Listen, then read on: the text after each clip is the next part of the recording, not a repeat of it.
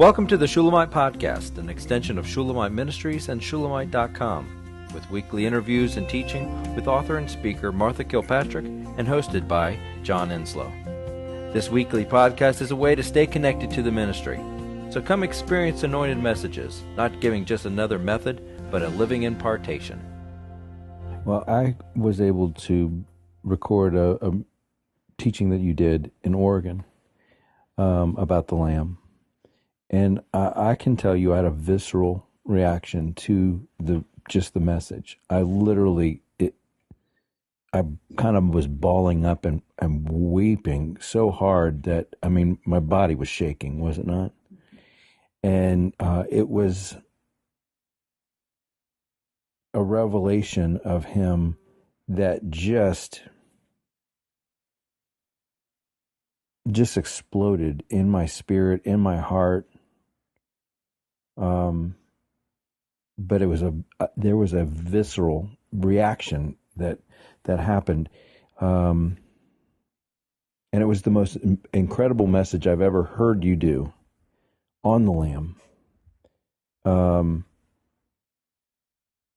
It's incredible. It's just incredible. And so I'm really, really, really looking forward to your going into that in a deeper way and in a different angle maybe, or even, but I that message on the Lamb and the revelation of the Lamb, it's because we've heard it in church, oh, the Lamb, the Lamb, and the Lamb, it's become trite. And it's become like everything. We hear it over and over and over. We hear things, John 3:16. It becomes unremarkable because of the fact that we've just, by repetition, we've heard it over. We've heard it abused. We've heard it misused. We've heard it, we've heard it made common. Yeah, it's just been made common. Okay, so this message, you say, oh, well, we're going to talk about the Lamb. Well, yeah, I know who the Lamb is. I know, Twyla Paris sings her little song, and it's wonderful. Everything's great, and yeah, it's going to be wonderful. No, it's this message is so high, and I don't know if I would say as a preparation to hear the voice of God is a series that would be great for the preparation of this. But it's the fourth CD in that series is called The Lamb, and it is spoken with such power. And that was way before I began on this journey, wasn't it? It was at least a year before I began this particular journey. And the thing that I'm most vulnerable about, I did that message weeping. And that may happen at this conference too. I don't know whether I can go through it without weeping. So this is very, very different, probably, from the whole manner of the other conferences, because this is about experiencing the Lamb in life. And that message was about experiencing the Lamb that you're talking about. And as someone who was listening to someone deliver that message, I had that visceral reaction. I know that it won't be the same message at all. But I do know that just hearing you bring that revelation of an experience, it's visceral. That's all I could say. It literally impacted me. I said earlier that it was like someone put a fire poker in my belly and stirred it around. It was incredible. It stirred me so deeply to so many levels that all I could do is just literally kind of just pull into myself and weep. And if I'm having that reaction to a message about what's coming and who we're to serve and the Lamb, and if I'm having, this is just like a whiff of what's coming, and I'm having that kind of reaction, I need every bit of preparation to be able to actually face the Lamb. Oh my gosh. I want to be as prepared as I can be to meet the Lamb. But I want that Lamb nature evidenced and in reality in me. towards the world. I want that lamb nature everywhere. I want to, when I see him, I want to go, I want to smell like him. I want to have that smell on me. I want to have his life in me, so that my life has that smell of the lamb that I've lived. And I know that, when I first came and before I ever did the sheep and everything like that, I didn't have a lamb nature. I was rather guarded. I was rather bolstered. I was used my discernment for saving myself and whoever was around me that I cared about. And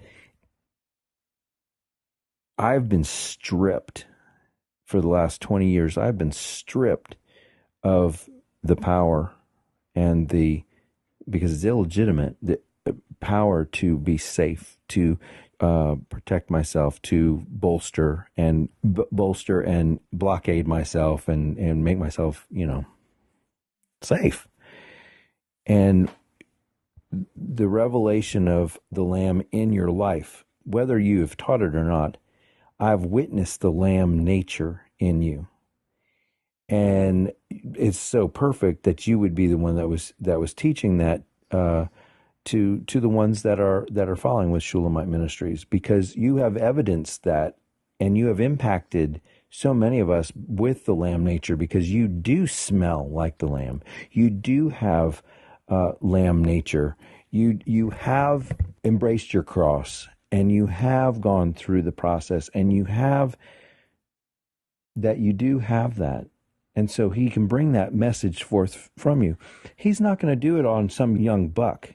He's not going to bring his divine revelation of his heavenly, eternal nature. He's not going to bring that through somebody who doesn't bear the mark of that. So that should be an accommodation and a commending of your life, the life of Christ, allowing him to strip you, to bring you into lamb nature, to smell like the lamb. I mean, Mary came before him and she anointed his feet and she put the oil on him, and so that at the cross he smelt like her love and affection. So that would have been something that she would, even all the smells and noises and all the other stimuli that were going on the cross and being crucified, there was a fragrance of that love and of that commitment and of that. Okay, so that's what I want. I want that, and I know that you have that. You have that fragrance, so that he can bring that revelation out of you. Do you agree with that? Yes. I'm not even sure I have words to even follow that, John, but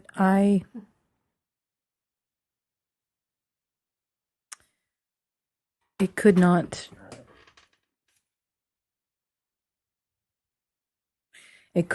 come through.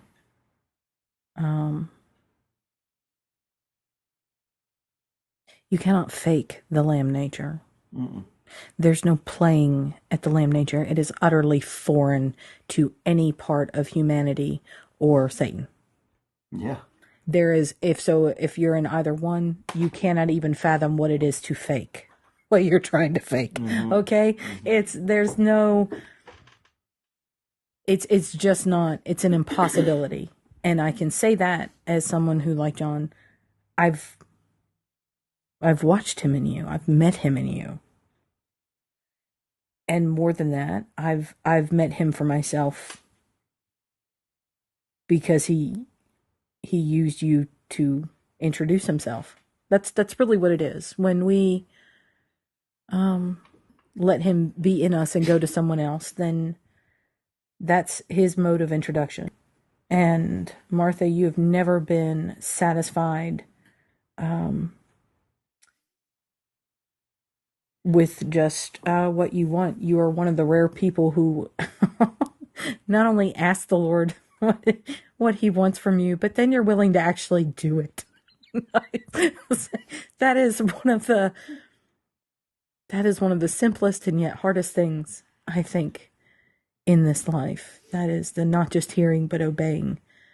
And I'm encouraged all the time by you, because there's no artifice in what you're doing. It's not an act. And I would know, I've watched many plays. You don't ask anything of any of us that you have not yourself walked out.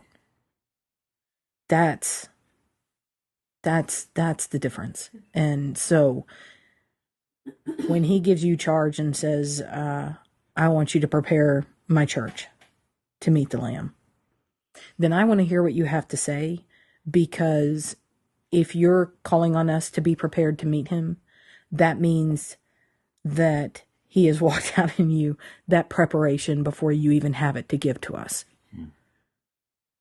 There's the authority and the power. It's because it's being lived out. It's a live testimony, Martha. It's not a dissertation. And yeah, I do think it's absolutely perfect that this conference is now and that it's you. Well, you have given me the encouragement that he can do it and he can speak it. And so I thank you, because I'm very fragile about this message and this conference, and very vulnerable to him, because only he can pull it off. What we were just giving is not a commending or a commendation of you. No, but I mean, though that you're willing to go through the process with him and allow his life to come forth from you. I'm not saying, oh my gosh, Martha's the only one, or this is okay. Number one, the lamb nature isn't sweet.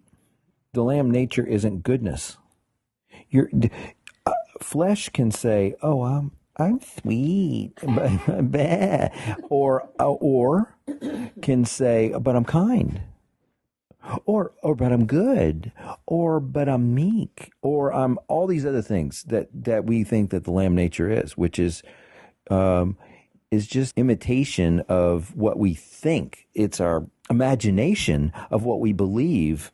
And I've met many a good person. I've met many a kind and sweet person, smiley, That's not the lamb nature I've met. That's not the lamb that I've met. That's not the impartation of the lamb nature that I've met.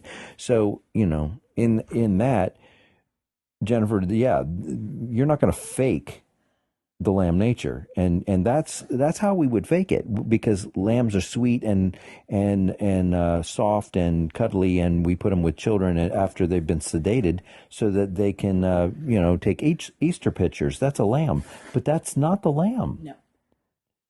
A sedated, drugged out lamb for a kid's picture? No, that's not it. And it's not the lambs that are out in the field even.